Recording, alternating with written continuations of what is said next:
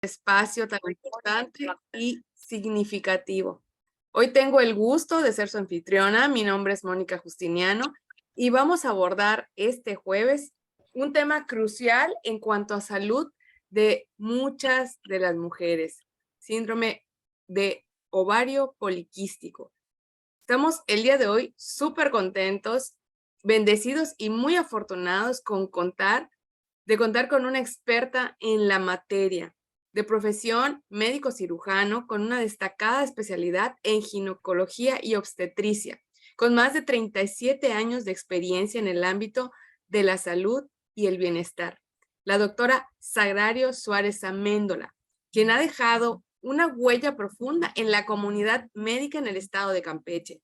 Ha servido a una de las instituciones médicas más prominentes en nuestro país y también de manera privada ha mantenido ese constante y búsqueda de desarrollo y conocimiento que a muchas mujeres y a muchas familias ha contribuido para que puedan llegar a formarse y lograrse. En 2019 forma parte de un equipo empresarial cuya conexión y por supuesto con su objetividad, su perspectiva y su trabajo nos ha apoyado a cambiar de manera radical la perspectiva de la salud. Y por supuesto, su deseo innato de marcar una diferencia, de documentarse desde su profesión, la ha impulsado a investigar más a fondo sobre nuestro alimento, el Ganoderma lucidum. Es para mí un día muy especial también, porque honor a quien honor merece. Hoy es el día, en el marco del Día Internacional del Obstetra, queremos reconocerla y, por supuesto, agradecerle que el día de hoy ponga a nuestro servicio esta información de gran valor. Socios, y buenas noches a todos. Les invitamos a que pongamos mucha atención, a que tomemos nota y que, por supuesto, nos ayuden en caso de haber alguna duda, generando sus preguntas y depositándolas en el chat para que cuando termine la doctora Sagrario de proporcionarnos la información tan valiosa, podamos hacérselas llegar y, por supuesto, nos pueda dar una respuesta adecuada. Una vez más, le damos la bienvenida a este espacio de aprendizaje y de crecimiento y sin más preámbulos, bienvenida doctora Sagrario. Adelante. Gracias, Moni. Buenas noches. Gracias de verdad por esta introducción, esta edificación. Agradezco a todos los socios que se están conectando, a los invitados y de manera muy especial al equipo de liderazgo de Sinergiza, al que tengo el honor de pertenecer desde efectivamente hace 4 años. Agradezco que me consideren para seguir dando información de este tema que efectivamente es muy, muy interesante, que es el síndrome de ovario poliquístico. Es una enfermedad que ha aumentado su diagnóstico en los últimos años. No siempre de manera adecuada, o sea, existe un sobrediagnóstico y no siempre bien estudiada, entonces es muy importante que nosotros pues tengamos como unos conceptos básicos y que sepamos cómo con nuestro producto, con nuestro alimento podemos ayudar a las personas, tengan o no tengan este síndrome, porque es un alimento muy, muy, muy nutritivo. A ver, ¿me confirman si pasa, por favor? Claro que sí. Ok. Bueno, Listo. para entrar ya en materia, aquí tenemos un esquema, un dibujo de lo que es los órganos reproductores femeninos. Aquí tenemos a la matriz o útero. La cavidad del útero se llama endometrio, o sea, son los aspectos que vamos a estar manejando ahorita en la plática. A los lados y en la parte de atrás de la matriz, o sea, aquí es un dibujo, ¿no? Pero realmente ya en la práctica están hacia la parte de atrás, están los ovarios, que son órganos, son glándulas mixtas, porque producen hormonas y porque producen el óvulo, ¿sí? Tienen una doble función. Las hormonas que producen los ovarios van a estimular el endometrio para el crecimiento y prepararlo para recibir al óvulo fecundado. Cuando empieza la formación de un embrión femenino, de un feto femenino, empieza ya desde el inicio de la formación de las células germinales. Entonces los ovarios de un feto, un embrión femenino, tienen millones de folículos que con el tiempo son los que se van a formar en óvulos, no son los óvulos en sus etapas iniciales. Estos van degenerando, se van atreciando, y cuando nace una bebé femenina, una niña, va a tener alrededor de 2 millones de folículos en los ovarios. Conforme va pasando el tiempo en toda la etapa de la niñez hasta la pubertad, que es cuando van a empezar a funcionar por efecto de unas hormonas producidas en la hipófisis, estos folículos ya hubo más degeneración y solamente llegamos a la pubertad con alrededor de 400,000 folículos, ¿sí? O óvulos en las primeras etapas. Son folículos primordiales. Cada mes durante esos años reproductivos que van desde alrededor de los 12 hasta los 50 años en promedio, puede ser 40, 45, 50, van a empezar a madurar cada ciclo. Varios de estos folículos empiezan ya la siguiente etapa de madurez y en ese camino se van perdiendo, se van degenerando porque cada mes generalmente es un óvulo el que llega a la madurez. Más o menos entre los 35, 36, 37 años, podemos considerar que ya baja la capacidad reproductiva de una mujer debido a que el número de folículos, de óvulos, ya es alrededor de 25,000. Y cuando estos folículos llegan alrededor de 1,000, es cuando llegamos al fin de la etapa reproductiva marcada por la menopausia, que es el último sangrado menstrual que vamos a tener en la vida.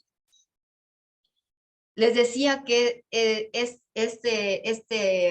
esta maduración, este proceso ovárico está regulado por otras hormonas, que son las hormonas de la hipófisis, en un ciclo que se llama hipófisis ovario, así en cortito.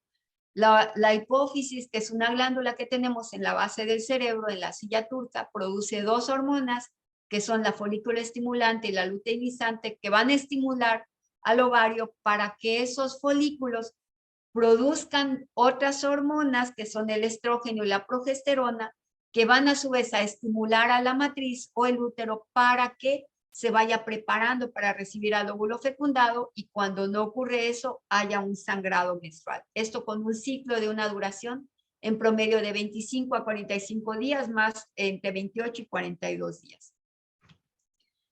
Existe también a su vez desde más arriba, desde el cerebro, desde el hipotálamo, la regulación de esto. Entonces aquí tenemos el ciclo ya más ampliado. El hipotálamo produce unas hormonas que estimulan a la hipófisis para que éstas actúen sobre el ovario y este crecimiento folicular está regulado por la hormona de folículo estimulante que va a hacer que el óvulo vaya madurando. A su vez va a producir estrógenos, esos estrógenos son los encargados de hacer que se desarrollen los caracteres sexuales secundarios, como por ejemplo el crecimiento mamario, la distribución del vello, la textura de la piel. Si las mujeres generalmente tenemos una piel más suave, más tersa que los varones debido a los estrógenos. Y a su vez este estrógeno va estimulando a la matriz, el tejido endometrial, que es el tejido interno, para que vaya creciendo y se vaya preparando. Cuando llegamos más o menos a la mitad del ciclo ovárico, del ciclo menstrual, ocurre un cambio hormonal desde la hipófisis para que haya ya la ovulación y empiece la producción de otras hormonas que son las que es la progesterona, que es la que va a hacer que este tejido endometrial que ya empezó a crecer madure para que si llega a haber un embarazo esté preparado para recibir al óvulo fecundado y lo alimente en sus primeras etapas, y si no hay embarazo, bajan los niveles hormonales y desciende la menstruación. Todo esto en una sincronía perfecta de alrededor de 28 a 32 días. ¿Cuál es la importancia de esto? Bueno, la importancia del ciclo menstrual, de tener una menstruación regular, es porque es como las mujeres nos damos cuenta de que tenemos nuestro metabolismo correcto. Aquí como que se ven muchos dibujos, muchos colores, muchas figuras, pero es como para darnos cuenta de la importancia de tener una menstruación cíclica, ¿sí? Existe, les decía, un eje hipotálamo hipoficiario y la importancia de la hipófisis es que, como su nombre lo dice, es glándula maestra o pituitaria o glándula pineal, tiene diferentes nombres, es la encargada de regular a su vez el funcionamiento de otras glándulas y diferentes metabolismos en nuestro cuerpo. Por ejemplo, la glándula hipófisis también estimula la glándula tiroides para producir la hormona del metabolismo, estimula la glándula suprarrenal para producir la hormona de la supervivencia o del estrés, que es el cortisol, estimula a las gónadas, que son, por ejemplo, en el varón el testículo, para que produzca los andrógenos, principalmente la testosterona, que es lo que le va a dar sus caracteres sexuales, y para la producción de espermatozoides, que son los que van a fecundar al óvulo y dar lugar a un nuevo embarazo. En las mujeres estimula el ovario para la producción de estrógenos, de progesterona y del óvulo, pero también regula nuestro crecimiento, el metabolismo que hace que haya un crecimiento de los huesos, crecimiento muscular, y también regula el metabolismo de los azúcares, el metabolismo de las grasas. También en la hipófisis se produce la hormona prolactina, que es la que hace que la glándula mamaria produzca la leche, o sea, toma nutrientes de la sangre para formar la leche en la embarazada y lactante.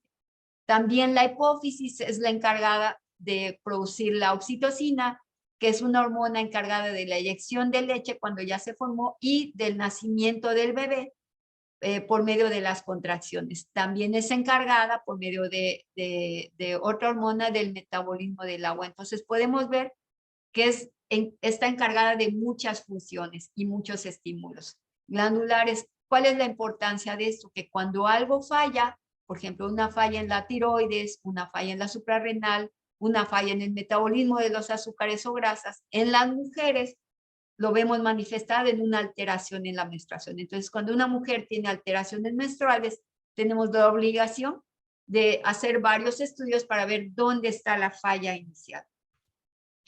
Y así es como podemos ir llegando a los diferentes síndromes. En este caso, el que nos ocupa es el síndrome de ovario poliquístico. Aquí podemos ver un esquema, les decía que el ovario va a tener una fluctuación hormonal regulada por la hipófisis, que también tiene fluctuaciones hormonales. Estas fluctuaciones, o sea, aumentan y disminuyen las producciones a lo largo del ciclo menstrual, va haciendo que los folículos ováricos, que son bolsitas de agua y por eso tienen el aspecto de quistes, vayan madurando, vayan produciendo el óvulo y vaya habiendo la ciclicidad que debemos de tener. Pero cuando existe una falla hormonal metabólica llamada síndrome de ovario poliquístico, no se dan estas fluctuaciones. Entonces, esos folículos ováricos que tienen el aspecto de quistes, porque les decía, son como bolsitas llenas de agua, no maduran, entonces se van acumulando, tienen un cierto crecimiento, no maduran, y tenemos niveles como que planos de hormonales, y eso nos lleva a alteraciones menstruales. Pero el síndrome de ovario poliquístico, como lo vemos acá, no es solo tener quistes en los ovarios, ¿sí? Sino es un trastorno hormonal y metabólico que conlleva más alteraciones en la mujer. Aquí podemos ver otro esquema. Eso es mucho de la confusión que hay en este diagnóstico. Aquí podemos verlo, se ve bonito, se ve pues la diferencia entre un ovario normal en los que tiene los folículos en diferentes etapas. Un folículo normal en su etapa de maduración previo a la ovulación puede llegar a medir hasta 4 o 5 centímetros. Entonces se distinguen porque son ovarios más pequeños con los folículos diseminados, pero un ovario poliquístico podemos ver que es un poco más agrandado, ¿sí? Tiene ciertas medidas que hay que ser muy experto para poder determinarlo, y los folículos con apariencia de quistes están diseminados en el alrededor, o sea, en la superficie, hacia la superficie del óvulo, y en un ultrasonido hecho por un experto puede verse así, pero no es tan fácil hacer esta diferenciación entre un ovario poliquístico. Aquí, pues, porque es tomado de un libro. Ese es un ovario normal que también pareciera que está lleno de quistes, que realmente son folículos, y este es un ovario poliquístico. En la práctica clínica es muy difícil hacer esta diferenciación. Por ejemplo, una pregunta frecuente de las pacientes cuando hacemos un ultrasonido rutinario es: ¿tendré quistes en los ovarios? La respuesta es: bueno, no son quistes, son folículos, pero sí, lo normal es tener los ovarios llenos de folículos que en un ultrasonido parecieran quistes. Y de ahí la confusión en el nombre y muchas veces el diagnóstico inadecuado y manejo inadecuado de las pacientes. El síndrome de ovario poliquístico se le nombró así por primera vez hace alrededor de 88 años por los doctores Stein y Leventhal cuando estudiaron a 7 mujeres que tenían ciertas características externas, como por ejemplo algunas de ellas datos de virilización como vello, acné, sobrepeso, no menstruaban de manera regular y encontraron que asociado a esto había una morfología en el ovario, no había ultrasonido como hay ahorita, ¿sí? Sino que lo hacían por otros medios de diagnóstico, y encontraron ovarios agrandados.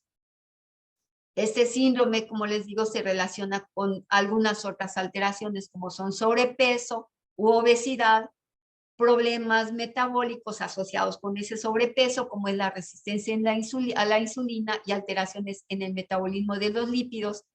El hecho de que una mujer no menstrue porque no ovula, pues la va a llevar a alteraciones menstruales y a infertilidad. La mujer tiene muchas dificultades para embarazarse y todo esto, el sobrepeso, el aspecto que pueden tener en ocasiones de acné, de vello facial, de alopecia y el no poderse embarazar, las lleva con mucha frecuencia a problemas emocionales, estrés, ansiedad y depresión. Sí, que forman parte muchas veces de este síndrome. Aquí tenemos unos esquemas, aquí hay ciertas clasificaciones para el hirsutismo, se le llama así a ese exceso de vello que pueden tener las mujeres como tipo, los varones tipo por los andrógenos, que es vello en el labio superior, en la barba, en el pecho, en la espalda, el vello abdominal también, el vello en las piernas y algo que vemos con mucha frecuencia es estas manchas oscuras en el cuello que tienen algunas personas, generalmente con sobrepeso y muchas veces acompañados de como unas verruguitas, ¿sí? Que a veces decimos, es normal por la edad, ¿no? Y no, a veces es un reflejo de una alteración metabólica que tienen las personas y se asocia en algunas ocasiones a síndrome de ovario poliquístico. Y aquí hablamos entonces del síndrome de resistencia a insulina porque es uno de las alteraciones metabólicas que acompaña a esos procesos de androgenización en la mujer. Están muy relacionados estas alteraciones, o sea, como que una lleva a la otra, ¿sí? El síndrome de resistencia a insulina es una alteración en el metabolismo de los azúcares. Se debe a que las células del músculo, de la grasa del hígado, no responden bien a los niveles de insulina, la insulina es producida por el páncreas, y eso va a ocasionar una elevación en los niveles de insulina, que conlleva otros problemas, otras alteraciones metabólicas. El síndrome de la resistencia a insulina lo sacamos por el índice, que es multiplicar la glucosa por la insulina, dividirla entre 403 y nos debe dar una cifra menor a 2.5. Aquí es algo muy importante porque lo que podemos ver en la práctica clínica, o sea, en la consulta diaria, es que se le ha prestado hasta ahorita muy poca importancia a los niveles de insulina. O sea, yo puedo tener una paciente que tiene niveles normales de glucosa, pero que puede tener una insulina alta. Y eso lo podemos considerar dentro de los estados, alteraciones metabólicas, que si no se manejan adecuadamente con el tiempo, me van a llevar a que esa paciente pueda ser diabética. ¿En qué consiste la resistencia a insulina? Bueno, cuando nosotros ingerimos pues nuestras comidas, que no siempre son saludables, que no siempre son buenos alimentos, todos esos alimentos se van a desdoblar en los macro y micronutrientes a lo largo del tubo digestivo. Los carbohidratos se desdoblan en azúcares, las proteínas en aminoácidos, las grasas en ácidos grasos, con los micronutrientes que son vitaminas y minerales y se van a absorber en el tubo digestivo. Muy importante aquí el efecto de una microbiota, de una barrera intestinal adecuada, porque eso me va a favorecer absorber lo que necesito y nuestro cuerpo es muy inteligente y puede ser selectivo para que lo que yo no necesito no se absorba. Pero bueno, se absorben los nutrientes, empiezan a circular en la sangre, el páncreas detecta que hay niveles altos de glucosa, produce la insulina para que la insulina uniéndose a unos receptores que hay en las membranas de las células, hace que la glucosa entre a la célula y pueda la célula usarla como combustible principal para darle energía. Cuando existen niveles persistentes de insulina alta y que falla la recepción o sea, los receptores y que la insulina no funciona como una llave adecuada, empieza a acumularse la glucosa en sangre. Entonces el páncreas va detectando que sigue habiendo glucosa en sangre, produce más insulina, ese exceso de insulina entonces empieza a forzar a la célula a que utilice la glucosa, baja un poco los niveles de glucosa, pero también, así como preocupada la insulina porque no bajan del todo los niveles de glucosa, empieza a transformar azúcares en grasa. Y esa grasa se va depositando en la cintura, en los vasos sanguíneos, alrededor de los órganos, en el hígado, y empiezan los problemas con el peso por acúmulos anormales de grasa. Esa grasa anormal produce también estrógenos, produce hormonas que van a alterar el metabolismo de los ovarios, la producción estrogénica del ovario, que va a alterar también los ciclos menstruales, ¿sí? Entonces, el problema de la resistencia a insulina es que si no se maneja, les decía, nos va a llevar a la paciente a estados de diabetes, de dislipidemia y enfermedades cardiovasculares. Ahora, ¿cuál es el origen del ovario poliquístico? ¿Por qué una mujer empieza a tener estas alteraciones hormonales y metabólicas? Existen genes relacionados, o sea, que se ha encontrado que hay unas alteraciones en algunos genes, pero el aspecto más importante, el factor más importante que lo llega a desencadenar es el medio ambiente. Y llamamos medio ambiente o factores ambientales también a lo que nosotros comemos, ¿sí? Una comida inadecuada, los tipos de comida actuales con comidas muy procesadas, con azúcares refinados como harinas, pastas, el no comer en nuestros horarios, el no dormir nuestras 8 horas, el no comer comida nutritiva, nos va a llevar a un estrés que nos va a desencadenar entonces las alteraciones metabólicas y hormonales que nos van a llevar al síndrome de ovario poliquístico.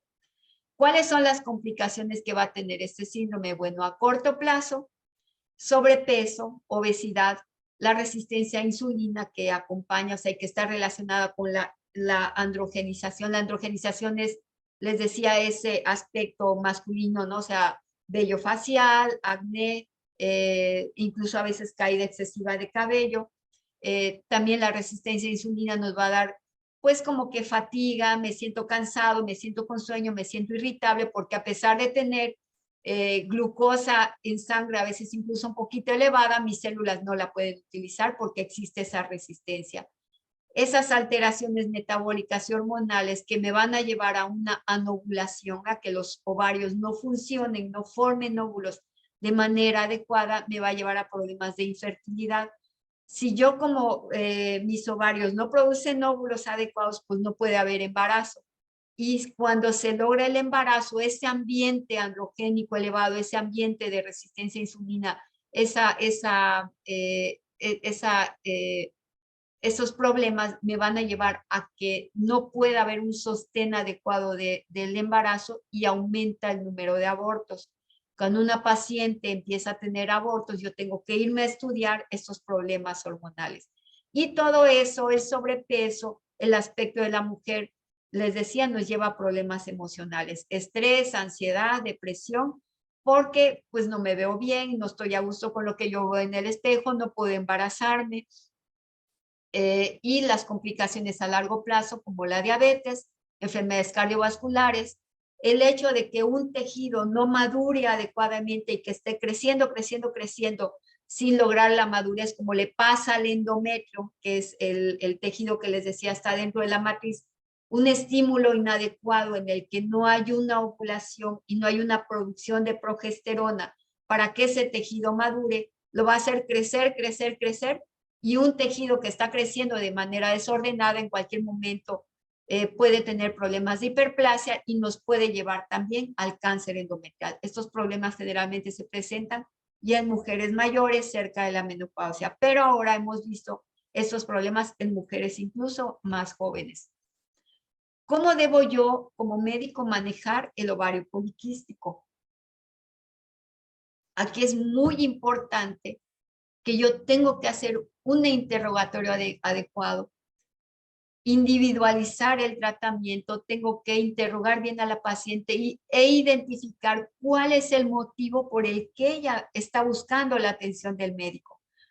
Porque algún médico le dijo, tienes quistes en los ovarios, tienes que ir por el ginecólogo, que es algo que está en aumento, o porque la paciente con sobrepeso, que no logra disminuir de peso, que tiene problemas en su menstruación y eso la lleva a que no se puede embarazar, por problemas de acné, de hirsutismo, que van con el dermatólogo y el dermatólogo la manda con el ginecólogo. Entonces yo tengo que saber por qué viene conmigo la paciente. Antes de hacer el diagnóstico de ovario poliquístico, yo tengo la obligación de estudiar las otras hormonas, las otras glándulas, que vimos que la hipófisis también regula, porque el diagnóstico de síndrome de ovario poliquístico se hace por descarte. Yo primero tengo que descartar un problema tiroideo, un problema de prolactina, un problema en la suprarrenal, y si todo eso funciona bien y encuentro los otros problemas de androgenización y de alteraciones menstruales, entonces yo puedo hacer el diagnóstico de ovario poliquístico. Entonces, como vemos, tenemos que estudiar paciente por paciente y todas las...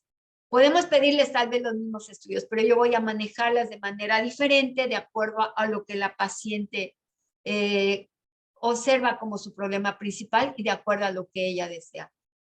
Lo principal, lo más importante es cambiar los estilos de vida.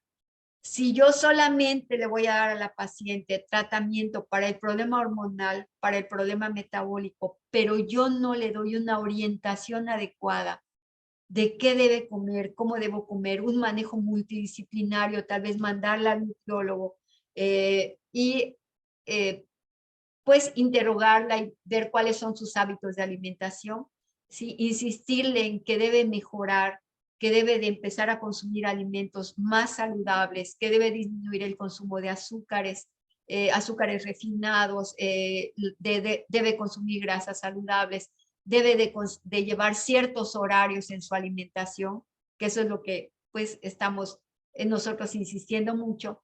Debe de aumentar o bueno, de hacer ejercicio. Se recomiendan cuando menos 30 minutos, 5 días a la semana, porque eso va a ayudar a mejorar el metabolismo. Ese cambio en la alimentación y en el ejercicio, pero de manera bien orientada, la va a llevar a bajar de peso. Si yo solamente le digo, come bien y hace ejercicio, pero no la oriento, pues no le estoy dando mucha ayuda, ¿no? Porque le digo, come bien, pero luego, ¿qué entiende la paciente por comer bien? Y les decía, tengo que identificar el motivo principal de la consulta. La paciente solamente quiere una mejoría en su aspecto, bajar de peso, el manejo del acné, del hirsutismo, o bien la paciente también acompañado de eso desea un embarazo o simplemente desea solamente regular sus ciclos porque le preocupa pues no tener una menstruación cíclica, ¿sí? Muy importante, el manejo del síndrome de ovario poliquístico no es tratar los quistes, no es desaparecer los quistes, ¿sí? Es muy común que las pacientes vengan y me digan, es que me encontraron que tenía quistes en los ovarios y me dieron tratamiento y me desaparecieron, pero ahorita me vuelven a aparecer. O sea, no es ese el manejo, ¿sí? O sea, yo lo que tengo que hacer es que los folículos que tienen el ovario, dependiendo de los deseos de la paciente, ya sea reproductivos o no, empiecen a funcionar adecuadamente o bien se mantengan en reposo si la paciente no desea un embarazo. Yo tengo que orientarme en mejorar el estilo de vida y en manejar el problema hormonal y metabólico que le ha llevado a tener ese problema. ¿Cómo manejo las alteraciones metabólicas? Bueno, ya decíamos un cambio en los estilos de vida, alimentación, ejercicio, dormir adecuadamente, tratar de evitar el estrés. Si con eso no es suficiente para hacer una mejora en los niveles de insulina y de glucosa y de lípidos, entonces yo puedo manejar sensibilizadores de insulina, como por ejemplo la metformina o el mioinositol, pero sí tengo que insistirle en que puede ser que mientras yo le dé el manejo, mejore, pero si ella no cambia su estilo de vida, pues va a ser algo como que tirado a la basura, ¿no? ¿Cuánto tiempo va a estar tomando la paciente el manejo? y si no hace un cambio en el estilo de vida. Apenas yo lo suspenda, la paciente va a regresar a sus hábitos y va a volver a tener el problema. Debo también, dependiendo de qué quiera la paciente, ya sea suprimir o regular la función hormonal. Y aquí es muy importante si la paciente no desea embarazo o si desea embarazo, pero tiene muchas alteraciones menstruales, yo tengo que suprimir primero la función ovárica y tengo que escoger incluso el anticonceptivo adecuado de acuerdo al problema que tiene la paciente. Por ejemplo, los anticonceptivos que debo usar deben de tener un cierto tipo de estrógeno, etinilestradiol. ¿Por qué? Porque se va a ayudarnos a mejorar la producción de unas proteínas, unas globulinas que van a ayudar a fijar esos niveles de andrógenos en exceso que están circulando. Y también debo de manejar un tipo de progesterona como la ciproterona, que es la mejor para evitar que esos andrógenos se transformen, que es la testosterona, se transforme en su forma más potente, que es la de hidrotestosterona.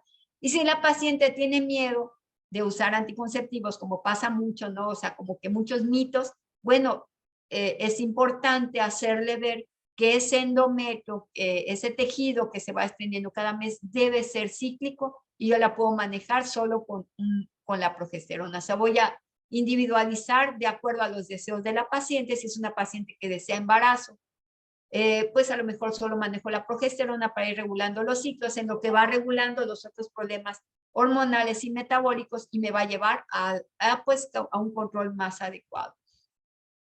Y aquí es donde, bueno, ¿qué beneficios tiene el Ganoderma? ¿Por qué es importante? ¿Por qué yo le puedo recomendar a la paciente, aparte de los manejos que le doy, complementar su alimentación con un alimento funcional que está considerado dentro de los mejores alimentos funcionales en el mundo?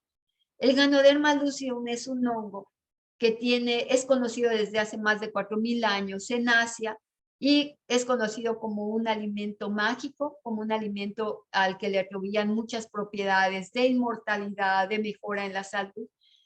Pero ahora, de 40 años para acá, se sabe de los beneficios ya específicos que tiene. Esos 400 nutrientes que tiene el Ganoderma, que contiene polisacáridos, que son un tipo de hidratos de carbono, los triterpenos, que son un tipo de grasas saludables, las proteínas que tiene el Ganoderma, que le dan un valor nutricional muy elevado, similar a la carne y a la leche, con todos los aminoácidos esenciales y no esenciales, más los micronutrientes, vitaminas y minerales, en una composición perfecta, podemos decir. Todo eso combinado va a ayudarme a mejorar la flora intestinal, a mejorar la digestión, a mejorar el efecto de barrera intestinal para que en el intestino haya una adecuada absorción de nutrientes, tanto los del Ganoderma como los de los alimentos que yo voy a ingerir. Esa mejora en la microbiota intestinal, les digo, va a ayudar también a mejorar sistema inmunológico, va a ayudar a mejorar la neurotransmisión que inicia en el intestino. El tener una barrera intestinal adecuada, aunado a los beneficios del Ganoderma, la fibra que tiene y los polisacáridos, van a formar un gel con la glucosa, con las grasas y con otras sustancias dañinas que pueden tener nuestros alimentos y no van a permitir que se absorba, van a mejorar el tránsito intestinal. Una vez que pasa la sangre, que entran esos nutrientes del Ganoderma, me van a ayudar a mejorar esa sensibilización a insulina, ayudan a mejorar el metabolismo de los azúcares y de las grasas y van a hacer que esa insulina sea de mejor calidad y que haya una mejor recepción celular para que puedan aprovecharse mejor el azúcar que está circulando. Así como algunos anticonceptivos, la ciproterona hace un bloqueo enzimático, el Ganoderma también lo hace. El Ganoderma tiene efectos de evitar el exceso de andrógenos. Algo muy importante es que el Ganoderma es un adaptógeno como buen alimento funcional y nos va a regular los niveles de andrógenos, de testosterona, y al bloquear la 5-alfa reductasa va a evitar que la testosterona libre que está circulando de más se transforme en una forma de testosterona más potente. Entonces me va a ayudar por ese efecto antiandrogénico que tiene. Al mejorar la absorción de nutrientes y bloquear cierta absorción en la flora intestinal y por otros efectos que tiene, también de hacer un bloqueo en otra enzima que es la renina-angiotensina, va a mejorar la circulación, va a mejorar el nivel de lípidos en sangre, mejora el metabolismo del colesterol, va a mejorar la circulación de la sangre con un efecto antiagregante plaquetario, va a mejorar la oxigenación porque también tiene buenos niveles de germanio orgánico, entonces el Ganoderma me aumenta la protección de enfermedades cardiovasculares que también acompañan al síndrome de ovario poliquístico. Tiene un efecto antiinflamatorio potente y tiene muchos antioxidantes. Entonces, como vemos, es más de un efecto que hace, son muchos los beneficios que tiene el Ganoderma. Y para cualquier duda, cualquiera puede irse a PubMed, que es uno de los buscadores médicos más fácil de encontrar, y aquí podemos ver, ponemos Ganoderma lucidum e insulina y me van a aparecer artículos que hablan de cómo actúan los nutrientes del Ganoderma para mejorar la sensibilización a insulina. También podemos encontrar que los artículos donde está que el Ganoderma tiene un efecto sobre la 5-alfa reductasa para mejorar también los niveles de andrógenos. Y aquí hay otro artículo donde dice que el Ganoderma tiene 400 nutrientes, que son los compuestos biológicamente activos, y dentro de ellos tiene prácticamente todos los macronutrientes y micronutrientes que necesitamos. ¿Por qué el de GanoExcel? Y eso es muy importante porque, pues bueno, al menos aquí en México encontramos otras compañías que manejan otros ganodermas. Aquí es muy importante saber que GanoExcel es la compañía que tiene la investigación y desarrollo con patentes y propiedades intelectuales y es la única que tiene certificado de inocuidad, ya que lo que maneja es el extracto hidrosoluble, que además es soluble en agua, aceite y en alcohol, y que permite llegar hasta el núcleo de la célula, proteger el ADN de la célula, nutrir y oxigenar de manera más potente con un alimento que tiene una pureza, ya que es un extracto hidrosoluble purificado y con una excelente calidad. Además, es el único que maneja el híbrido de las 6 mejores variedades de Ganoderma. Y esto porque el fundador de la compañía investigó durante 13 años los diferentes tipos de Ganoderma para encontrar mediante un cultivo de tejidos el híbrido de esas 6 mejores variedades. Entonces nosotros tenemos un super Ganoderma y obtener el extracto hidrosoluble. Por ese motivo el Ganoderma de GanoExcel es el único e incomparable que nos va a ayudar mucho en la salud. Y bueno, con esto termina la presentación y aquí enfatizar que el buen médico trata la enfermedad, pero el gran médico va a tratar al paciente que tiene la enfermedad, porque recordemos que no hay enfermedades, son pacientes que tienen enfermedades. Muy bien, muchas gracias. Esa es toda la presentación. Agradezco su atención. No, doctora, muchísimas gracias a usted, porque de verdad esta información es de gran valor. Pocas son los médicos que se toman la molestia de explicar tan detalladamente sobre este tema que resulta ser desafortunadamente, algo muy común en nosotras las mujeres. Y bueno, para todos ustedes, si tienen alguna pregunta para la doctora Sagrario, agradeceré que los pongan en el chat del Zoom para que podamos leerlos y, por supuesto, que a través de una servidora podamos hacérselas a la doctora Sagrario. Ahí le están felicitando, doctora. Gracias. Hugo, Gracias, Hugo. la felicita, excelente exposición y por supuesto dándole las felicitaciones también nuestra socia Aide Delgado le ofrece sus felicitaciones también. Gracias.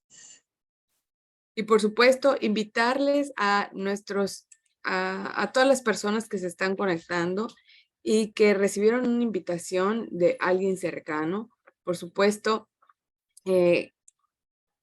hacerle comentario, hacerle preguntas y por supuesto hacérnoslas llegar a la brevedad para que por supuesto podamos tener un siguiente espacio.